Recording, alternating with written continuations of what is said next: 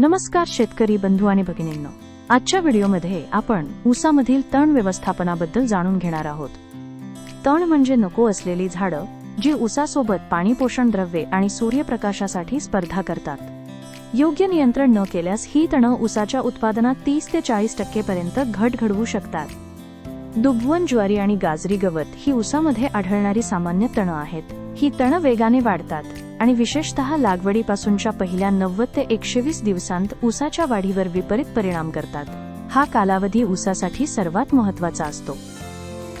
तण नियंत्रणाची सुरुवात योग्य जमिनीच्या तयारीपासून करा. लागवडीवेळी योग्य ओळींचं अंतर ठेवा, ज्यामुळे नांगरणी आणि आंतरमशागत सोपं होतं. लागवडीनंतर 30, 60 आणि 90 व्या दिवशी हाताने तण काढणे आणि कोळपणी करणे फार परिणामकारक ठरते.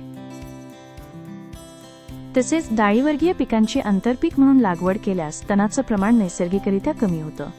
शेतकरी मित्रांनी लागवडीनंतर लगेच ॲट्राझिन किंवा पेंडिमेथिलिनसारखी पूर्व उगवणी तणनाशके वापरली तर तणाच्या बियांना उगवण्यापासून रोखता येतं.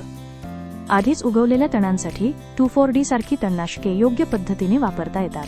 मात्र नेहमी शिफारस केलेला डोस व सुरक्षा उपाय पाळा. सर्वात चांगले परिणाम एकात्मिक तण व्यवस्थापन पद्धतीत मिळतात, ज्यामध्ये हाताने आणि रासायनिक नियंत्रण या सर्वांचा योग्य संगम केला जातो. यामुळे ऊस निरोगी राहतो आणि उत्पादन जास्त मिळतं. म्हणून शेतकरी मित्रांनो, योग्य वेळी तण नियंत्रण करणे हे ऊस शेतीतील यशस्वीतेचं प्रमुख रहस्य आहे.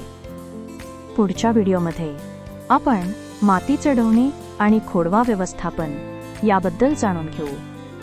नियमित ऊस शेतीची माहिती जाणून घेण्यासाठी प्लॅनेट आय फार्म AI चॅनेलला फॉलो करा.